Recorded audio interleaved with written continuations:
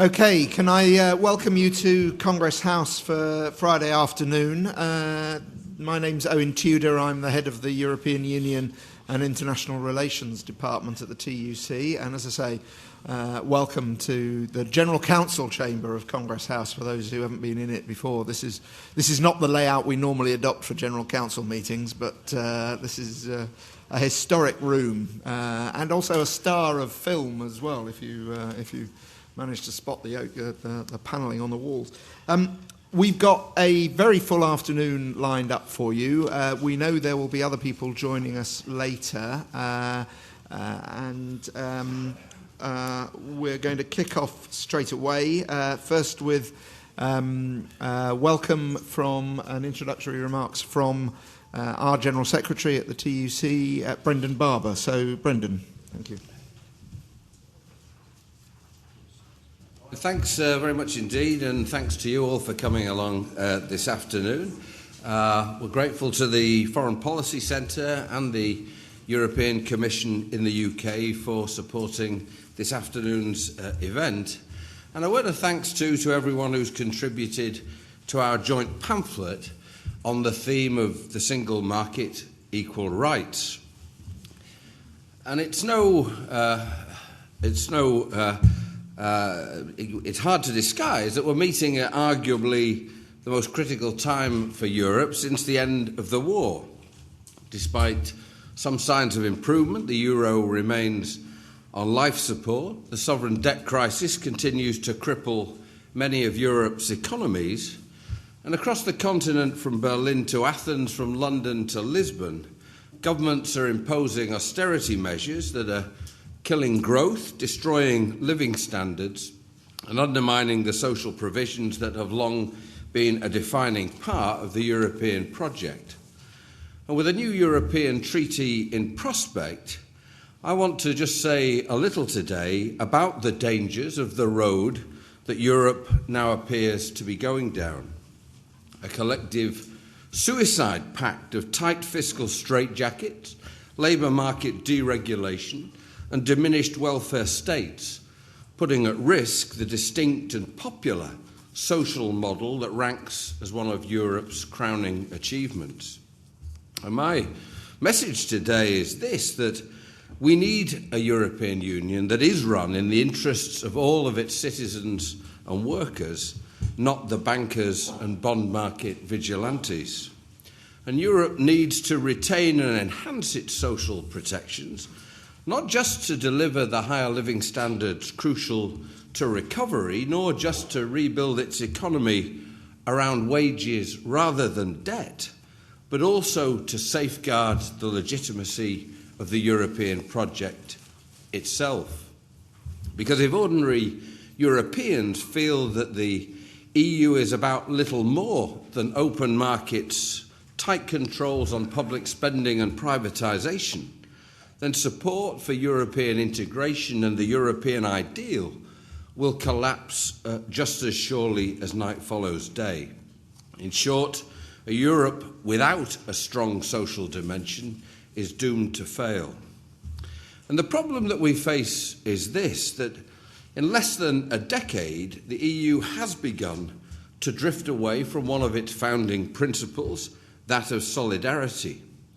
Back in 2005, despite some misgivings, the European trade union movement was broadly supportive of the Lisbon Treaty, which focused on the need to make Europe more competitive, but within the context of strong social protections.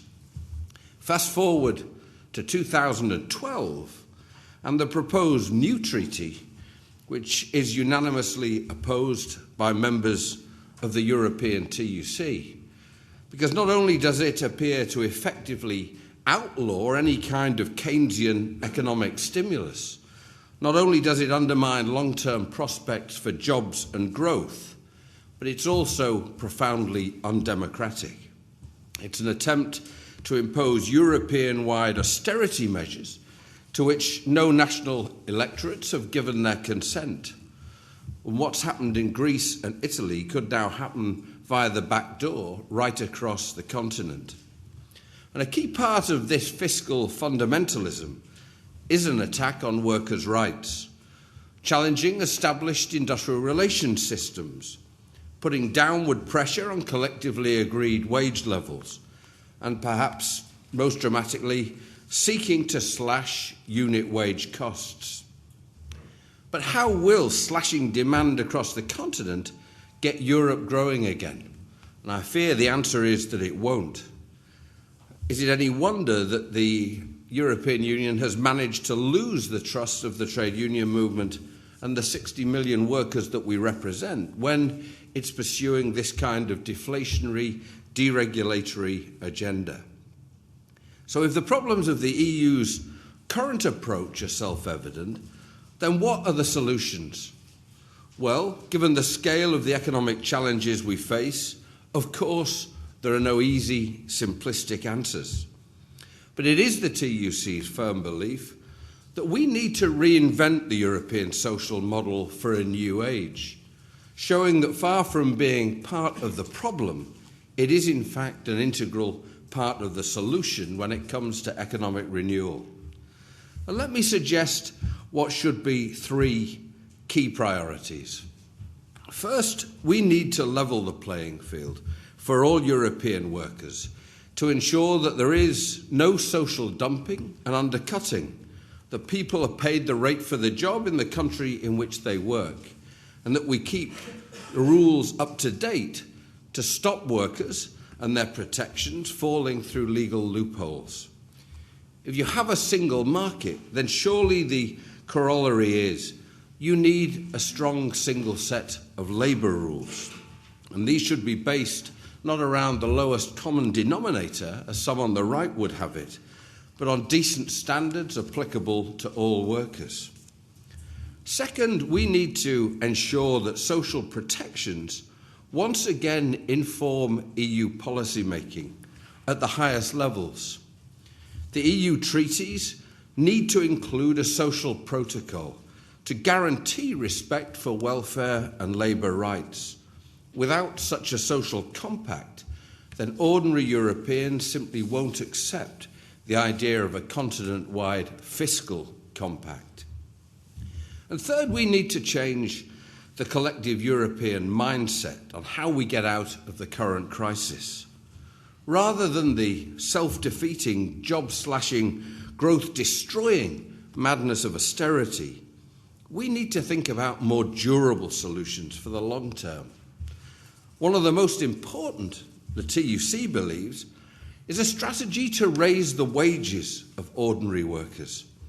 Rather than the debt-fueled growth of the recent past, a direct consequence of the diminishing share of GDP ending up in people's pay packets, we need to move towards stable, sustainable growth based on workers having money in their pockets to spend.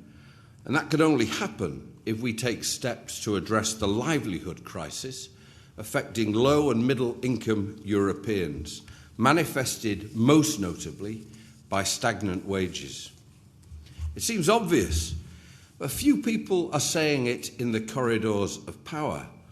But when workers do well, as during the long Keynesian ascendancy in the generation after 1945, business does well, the economy does well, Europe does well. So there you go, three suggestions for how we can begin to reinvent the European social model, reboot the European economy and reinvigorate the European project itself. Creating a level playing field for workers, ensuring that social protections shape policy, thinking about a long-term strategy to raise wages and restore prosperity. Now, I don't believe for one moment that we in the trade union movement have all the definitive answers to what are complex economic and political questions. But we do know what the direction of travel should be, and it's not the one that policymakers are taking now.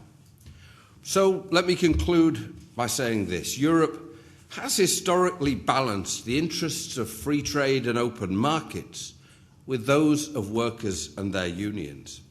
That was the vision Jacques Delors brought to our Congress in the TUC in 1988, that won the British trade union movement round to a positive view of the European project. And that's a bargain that has served our continent well for decades. And it's one that we will abandon at our peril. Thanks for listening, and enjoy the rest of the afternoon.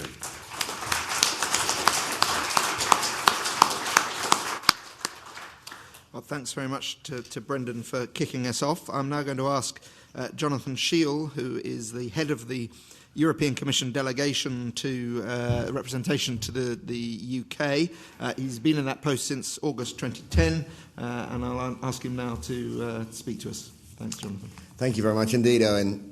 Ladies and gentlemen, it really is a great pleasure to be here this afternoon, even if I don't necessarily agree with everything that Brendan says, and that would be surprising. I'm pleased. Laszlo Andor will be speaking later, so I'm not going to do the whole shtick about what the EU is doing at the moment. He will be able to defend it much better than I do. But what I would say is that this sort of debate is the sort of debate which needs to be had. Brendan talked about legitimacy, and he's right. We cannot continue on a path without carrying the bulk of stakeholders, public opinion, whatever you call it, along with us. And that applies in the UK just as it applies right across the European Union. So the sort of event which we're supporting, and we've been very happy to support here today with the Foreign Policy Centre, is precisely the sort of debate which is needed. And it's not, contrary to what you might read in some of the media, about brainwashing people, but it's about having a grown-up debate about what the options are. And you can see when you look at the pamphlet from the list of contributors and the list of panellists we have today, that not all of them have a completely rosy-eyed view of the European Union. I just conclude with a couple of points. We are not trying to introduce tight-fisted austerity. It's perhaps unfortunate that so much emphasis is put publicly and in the media on achieving financial stability.